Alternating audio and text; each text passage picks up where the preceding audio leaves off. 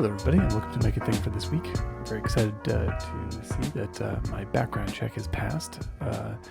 They do that for Backstage.com when you post something. Make sure that they aren't posting ads for complete weirdos and strangers.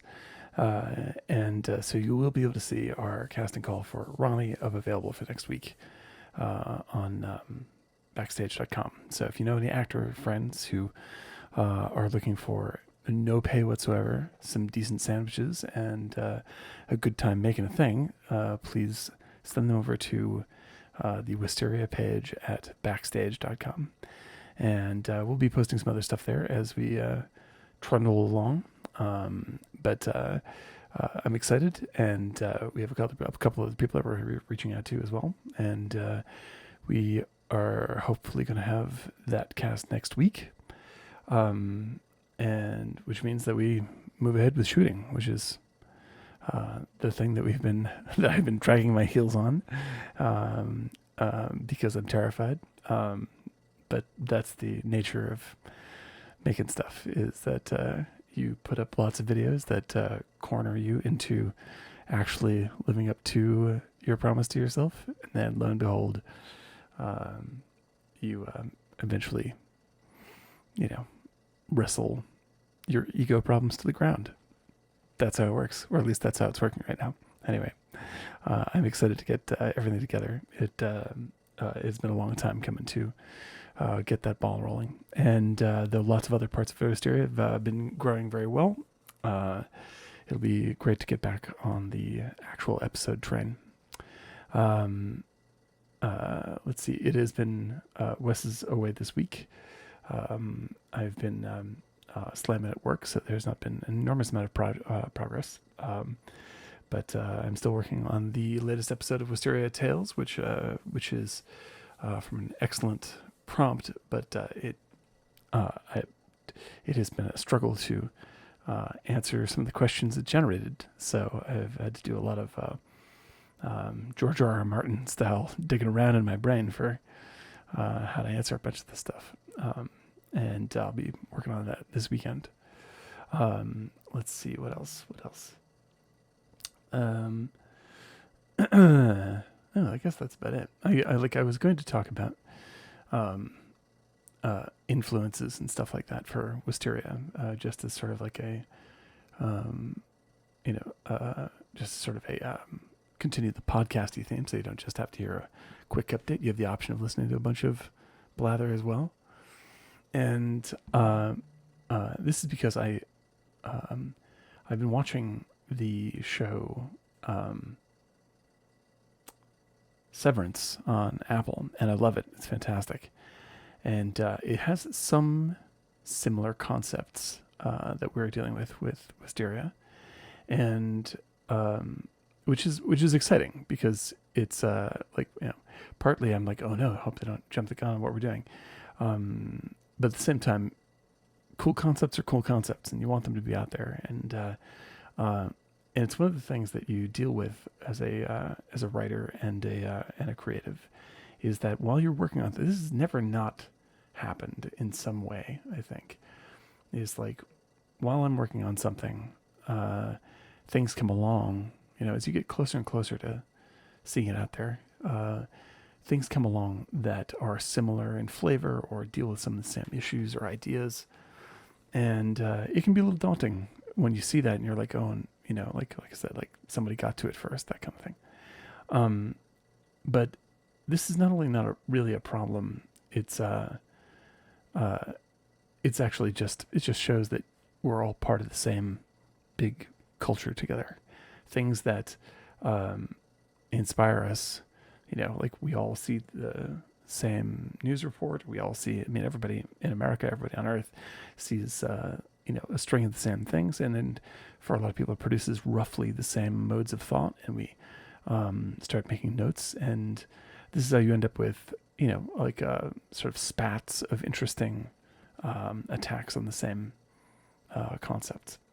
Or at worst, you end up with things like, two volcano movies at once and stuff like this, or The Matrix and Dark City coming out within like a year of each other. Like, nobody ripped anybody off. It's just, we're all informed by the same stuff that goes through the media atmosphere. And I think that the tension that it brings up for me every time it happens is really just, isn't like, oh my gosh, someone will beat me to the punch or whatever it is. It's more just like someone got serious and followed through, and I have to be serious and follow through. And it's an up and down struggle with doing that. Part of the reason, like I made a joke about earlier, like part of the reason to be doing this is to put I'll just speak for myself, like it is all of us, but for myself it's to sort of wedge myself in a corner, because like it's very easy to get, as a creative, when your mind's sort of bubbling with new stuff, it's easy to distract yourself with new things and chase some hot new idea or whatever it is. And it's totally understandable. I do it all the time. Like if something is, if I'm having trouble wringing the extract out of a particular concept, then I'll hop over to something else, or something will catch fire in my brain. And sometimes it's not a bad idea to switch. Sometimes it sort of like gives you a little bit of a break, or gives you perspective on the thing that you're working on. So I don't think it's necessarily the wrong thing to do, but I've,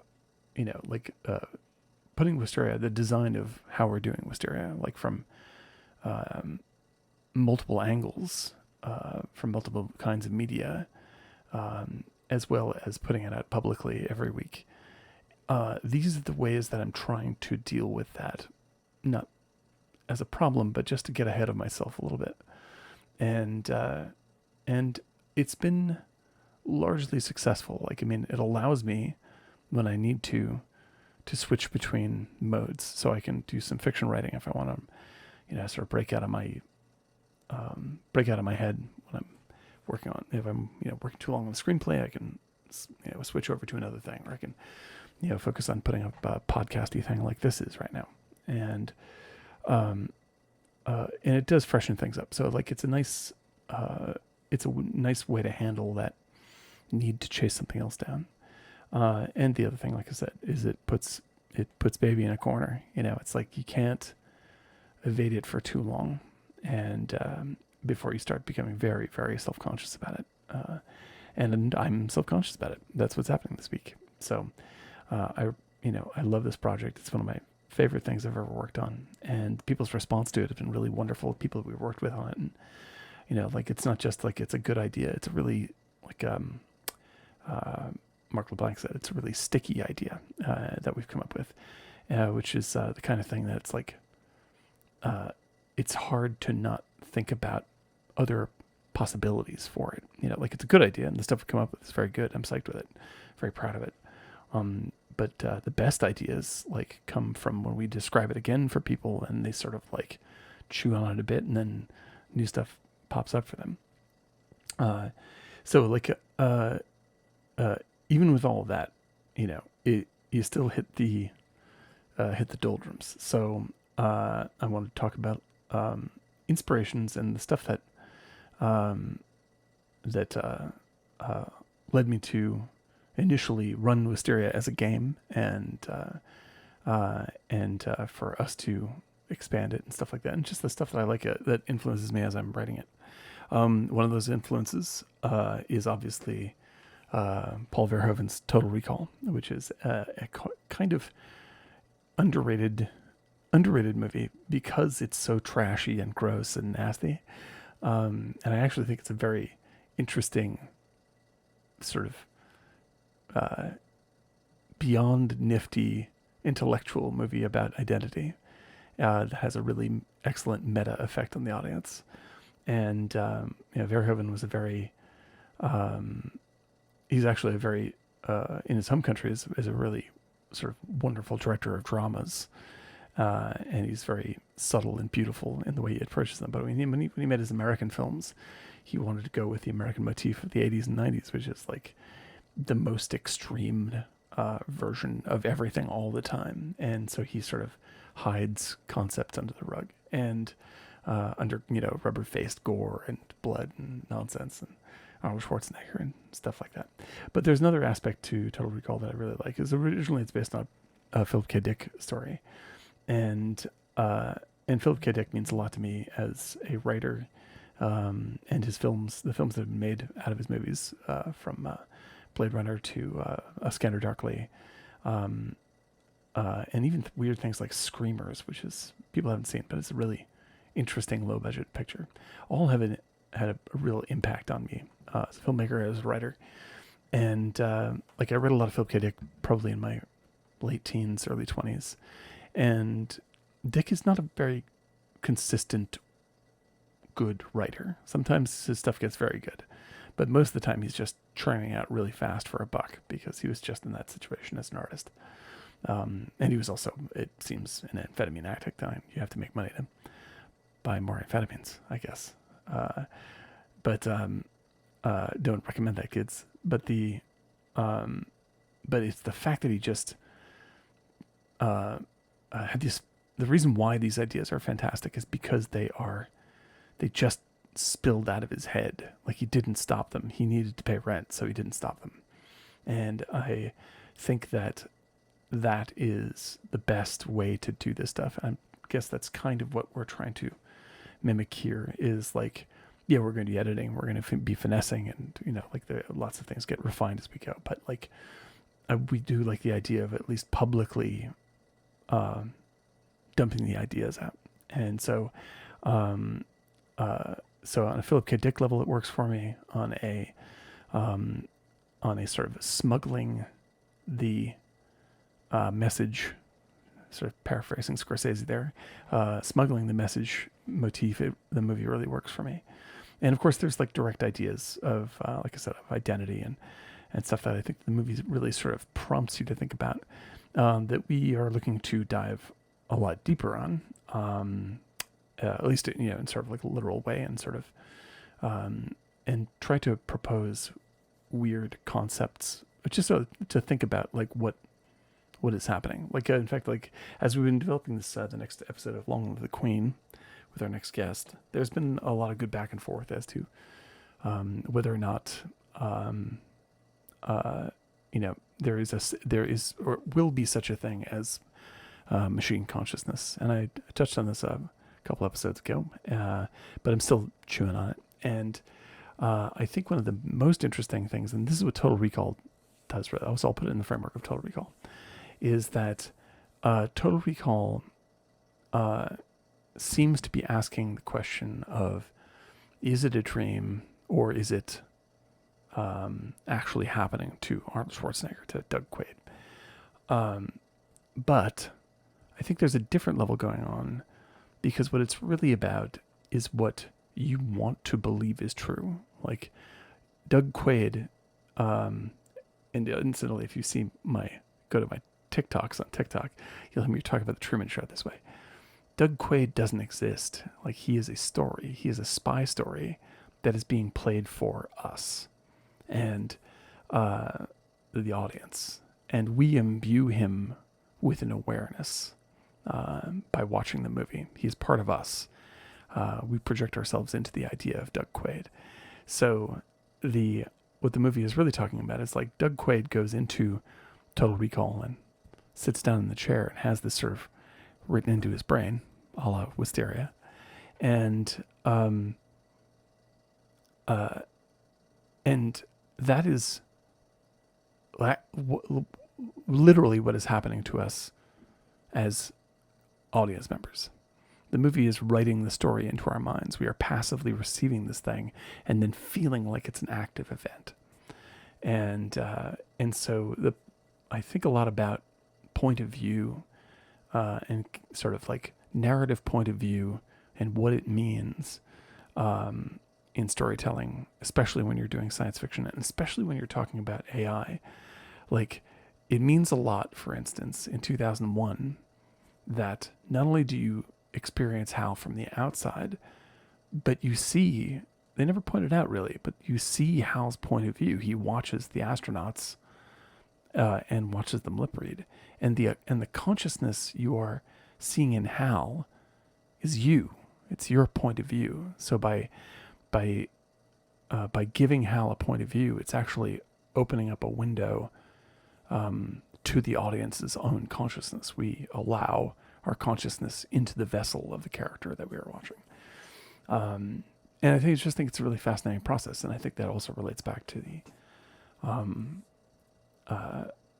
to when we were talking before about how the fella at Google said, oh, our AI is conscious.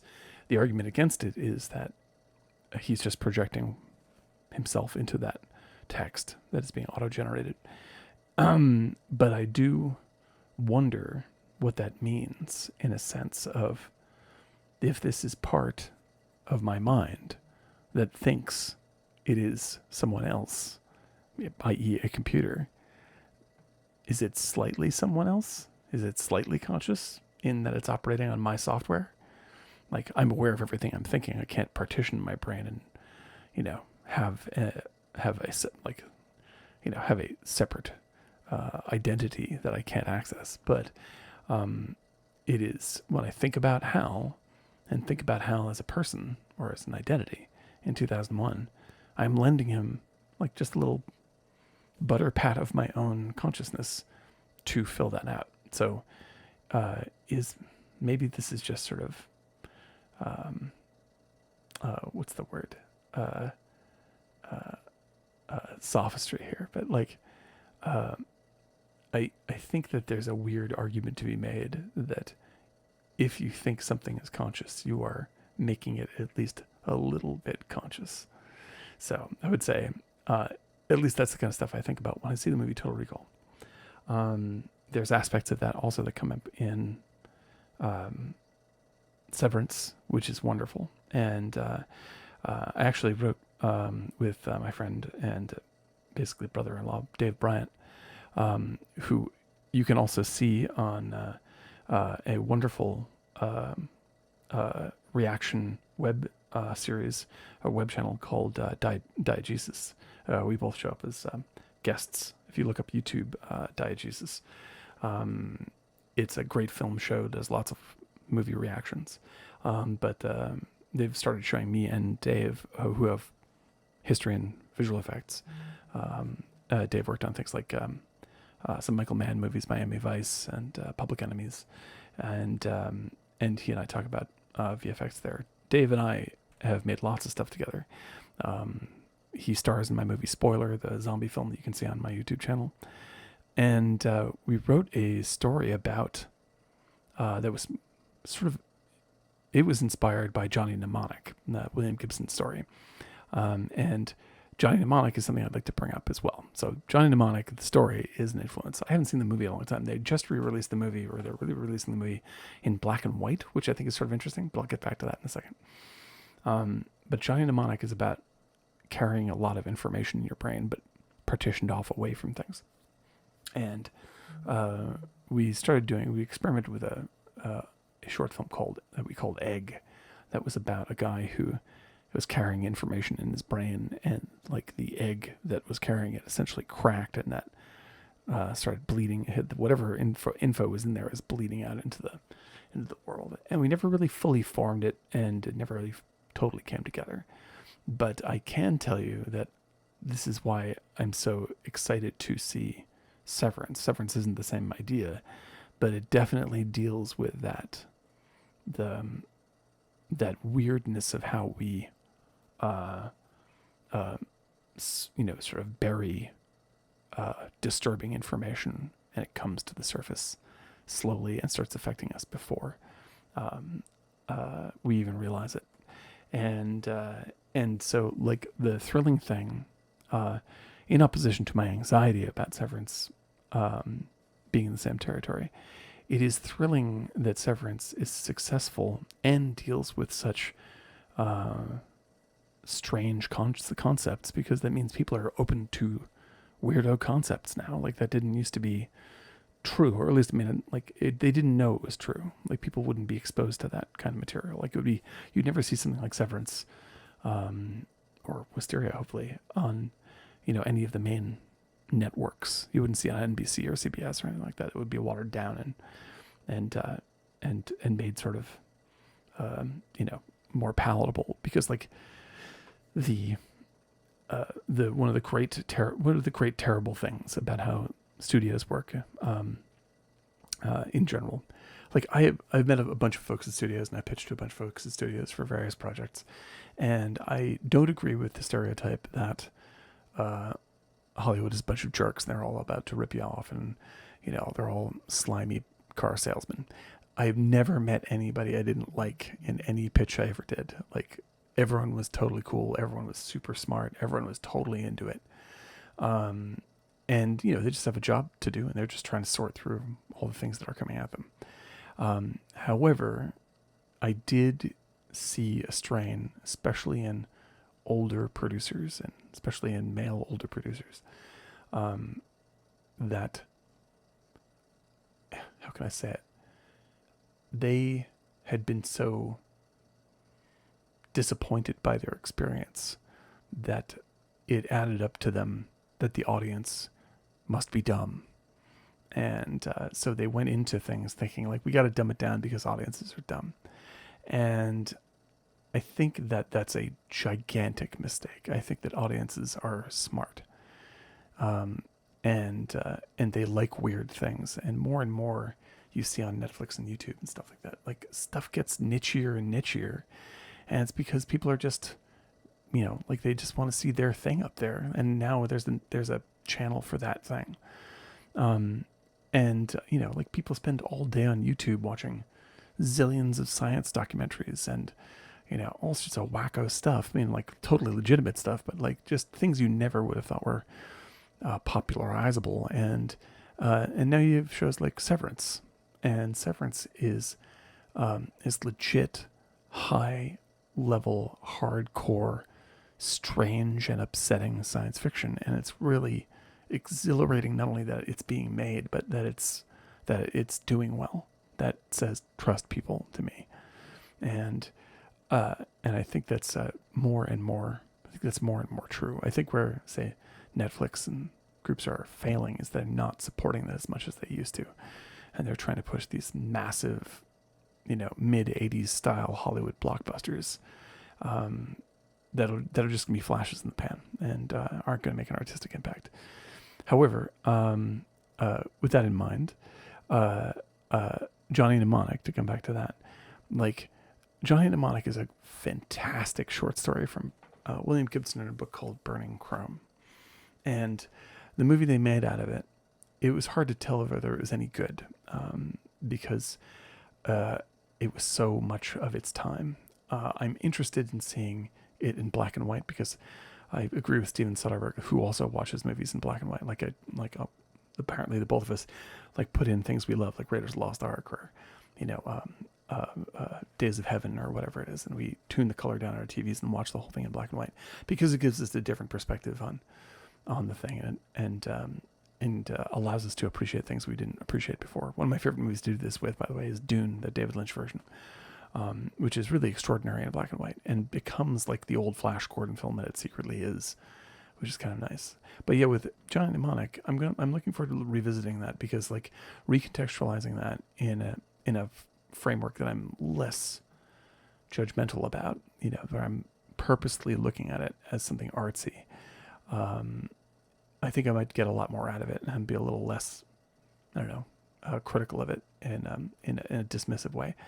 And it also, that relates to how we're doing Wisteria. We intend to shoot the live action stuff in black and white, for exactly the same reason, because we want to have a big jump between these flavors, to give you I feel like that, when we do the animated stuff and it's beautiful colors and this very, watercolor wash world of Gareth's incredible artwork. And then we go into what will hopefully be like good sort of cross between noir photography and sort of like early 70s crime thriller, maybe, or maybe a little Michael Mann. Obviously, I love Michael Mann. But 3 Days of the Condor is a touchstone for me on that. And the reason why I like that is because like it gives you a second where you're transitioning yourself as part of the audience between these two states where you are still in the story, but for a second you are you, and you're aware of how you're receiving something, and it gives you a chance to sort of like feel the differences between things in a more direct way. So I'm interested in seeing how that turns out. It is definitely in the same mode as what they're doing with Johnny Mnemonic. So I want to put Johnny Mnemonic on the list for a couple of reasons. There is, let's see, for the sort of social end of the story, and again, I'm only speaking for myself here. This is 3 people are making the story together, as well as many other, contributors and people that we're designing stuff with for their entries into it for Long Live the Queen and stuff like this. So like I don't mean to say, I'm not trying to speak for Gareth and or Wes, but I'm just saying like these are the things that come into my brain when I'm thinking about it. But Wisteria has a very strong sort of social angle in that, like, not only how do we interact with online experiences, and how we think of other people in online experiences, and how we tell stories to ourselves and other people in online experiences, whether you're talking about video games or just straight social media, which is to me largely made up of stories, and exploits, sometimes good and sometimes bad, exploits our need for storytelling. That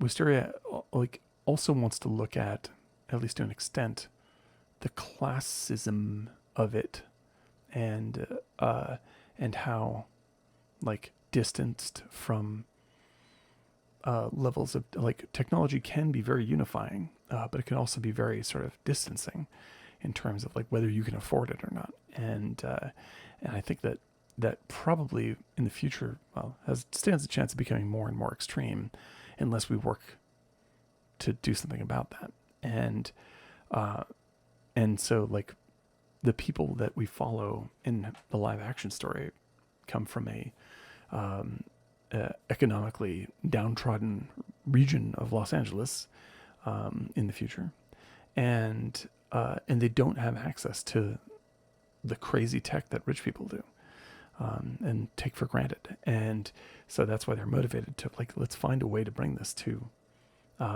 other folks in sort of like a digital Robin Hood-y way. And so when I think about the social stuff, like the writers that have most influenced my own material and thinking, like the biggest ones, biggest are Kim Stanley Robinson, of which I've read almost all of his, almost everything by him, and I think he's one of the best science fiction writers of all time, and a beautiful writer of possible good futures on the other side of hard things like climate change and stuff like this.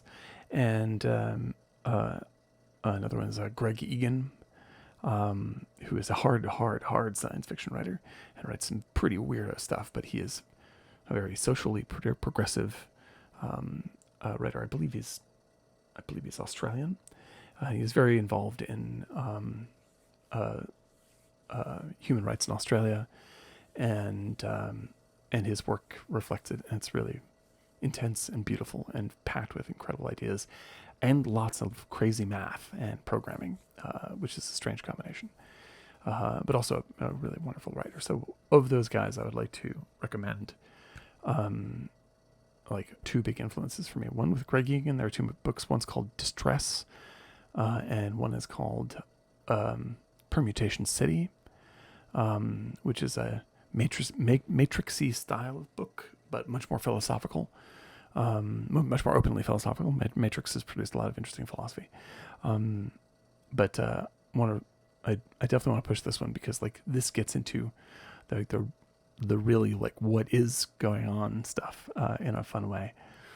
Permutation City is wonderful, and also we won't be getting quite into this level of sci-fi in terms of like far future stuff and really crazy ideas, but there's a book called Diaspora by him, which is about machine consciousness and what that means. So I really recommend that as well. That is very much about identity and how identity is fluid over time, and it's really beautiful. Kim Stanley Robinson. There's the Mars books, obviously, which are great social, thought books, as well as great science fiction adventures. But the ones I would really like to point out are the California trilogy that he did, which is called Three Californias, and it's 3 novels. Each takes place in the same city in like San Onofre in California, and but it's 3 different stories in 3 different styles of science fiction. So the first one is post-apocalyptic. The second one is dystopian Blade Runner style. And the third one is utopian. And each one goes in a completely different way than its tropes. Like it goes in a radically different direction. So like the post-apocalyptic one called The Wild Shore is not Mad Max. It is instead a very energetic adventure in the vein of like Tom Sawyer or Huck Finn, and it's about a kid who grew up after the apocalypse, and the blast that his life is. Like he has nothing bad to remember.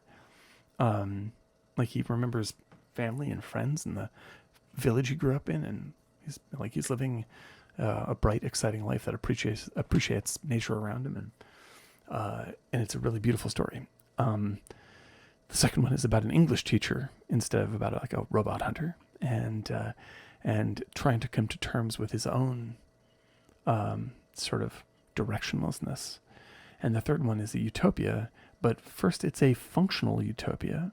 It's pretty intensely socialist, but it is a functional view of how we could operate in the future, and like where global warming is a thing of the past because we now have green ways to interact with the world, and we live in governments that are that foster supportive networks between people, that everyone's helping everybody out, and it tells a kind of sad story about a dude who just broke up with his girlfriend. So it like these books really set the stage for the way I think about a lot of sci-fi, which is like go with the trope, then go the other way, and so that is one of the main things in Wisteria is like start this direction, but then as soon as you can, like steer the car as hard to the left or whatever as you possibly can, just to see what changes, and so that's very exciting. Again, filmically, I should probably talk about Michael Mann, because Michael Mann is a filmmaking hero of mine. He is 80 years old, and he is making a new Ferrari film, and then apparently he is making a sequel to Heat after that, if he can, based on his novel, which I am receiving this week. 2 filmmakers that I love, that I adore, have novels coming out this week. One is Michael Mann, who is co-writing, I believe, with a popular mystery author. I can't remember her name. And the other is, and that's Heat 2. And the other is Werner Herzog. And I may as well throw in, Werner Herzog is always an inspiration for me, in the same vein as like Terrence Malick and stuff like that, where like his movies make me think harder about what it means to be alive than almost anybody, and especially to be alive through storytelling and art. So to lay in some inspiration from Werner Herzog, like he is a dude, and like his impact on Wisteria is like he is he's the original maker of things. He is a make-a-thinger. like nobody's business. He is always making stuff, always making movies. He is an old man now, and he is still jamming out the documentaries, the fiction film, multiple films a year sometimes. Does wonderful documentaries now for Apple, and basically you could throw a dart at a huge selection of films, and you're going to get a great film. But what I really appreciate is his attitude towards filmmaking is as sort of non-film school as possible. No hack to film school, but it's like he shares with Steven Soderbergh, like, just go and make the damn thing. And like I said, I admire these people more than anything. The fact that I struggle so much with getting over my own humps of making stuff, I'm glad that they are there as icons of following through. Because I look at them and watch their stuff, and I get re-inspired. I can't not watch Aguirre, Wrath of God, or even Salt and Fire, or these are all Herzog movies. Or like he made a sequel to Bad Lieutenant with Nicolas Cage because he was just like, sure, hell, I'll do it. Why not? And he says yes to whatever idea comes into his mind because he is so energized by the process of making stuff and interacting with people. But to get back to Michael Mann, the drive in that dude is insane, and his incredible sense of visual empathy is something that I can only hope that I can get there in my own stuff. Like he has an incredible knack for catching these visuals that are just both create this vast world beyond the frame without even trying, and really capture this moment in time with the actor that shows both his connection and his dislocation from that same setting. That is every single frame of Heat. And if you've seen my film spoiler, I rip this dude off all the time. And I'm happy to keep on ripping him off. I will not stop until I get how he does it, because it's so amazing. But for all the action films that he makes, he makes really internal, personal stories about the same kinds of struggles to push through to get the thing done you want to get done. That I am doing this because I struggle with. So I find a lot of inspiration in watching his movies and knowing how dedicated he is, to the point of being a giant pain in the ass to listen to some friends of mine who've worked for him. But he gets it done, and he manages to communicate his innermost self with minimal words and maximum imagery. So those are some of the big hits. I also probably want to nod to some science fiction films that I have on repeat, essentially, such as Stalker by Andrei Tarkovsky. Anything by Tarkovsky is good, but Stalker is incredible, and it really shows stuff like, how do you show thinking? Like, if you want to film someone thinking, how do you do it? Watch Stalker. You can also see that for free. It's on YouTube. The Russian government put up all those movies for free. They're made by Mosfilm, and they're just there to see. So any of those. And of course, I just had to rewatch Eternal Sunshine of the Spotless Mind, which is, I don't know if I knew it when I saw it, but is one of the most important films I ever saw. Like, I don't know if I ever saw a movie that so directly struck a chord in me as to how movies can represent how your mind actually works, and how imagery, like, this is an abstract thing to say, but I think all imagery is true, no matter what it is. When you're watching a movie, no matter whether it's fantasy or whatever it is, the emotional response you have from it is real, and that reality reinforces the movie you're seeing. And the more truthful you are when you're making it, the stranger the imagery you can get away with, and the more memorable it is. And nobody has done that in quite the way that Eternal Sunshine did. And so that is a major influence in my mind of how to, all of this stuff is about how to get the stuff that's in the egg and crack it out in the pan, so that people can see it and know that that is what is in their egg. But anyway, those are some things I wanted to throw out. Thank you for listening to me talk through my anxieties. The anxieties of creation make me ramble, and I know that this is an even more podcasty venue than normal for the past few episodes. But let me know if you have any thoughts on this in the comments. Lots of things are happening. Obviously, writing Wisteria.ai, casting for the show. I have also been putting up. If you can't get enough of my vague rambling, then you can get the short form on my. If you check out my TikToks, which are also up on my YouTube channel, and where like I take stuff like I film stuff like this, and then I cut it down to maybe about 30 seconds. So you go, oh, thanks, that's a little bit better. But if you wanted the full ASMR experience, then I'll keep putting these things up. Anyway, I will let you know how casting goes.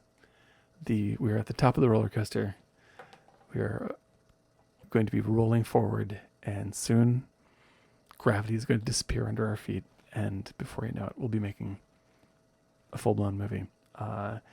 And it's going to be very exciting. My anxieties will fly away, and we'll be in the middle of shooting, and then we can reference this moment when I said this, and we'll suddenly have things to look forward to in post, and it's going to be an exciting time. But in the meantime, please get out there and make your own things. We want to hear about it. Please tweet about it at Wisteria_Tales, or contact me here, or leave comments in the YouTube section.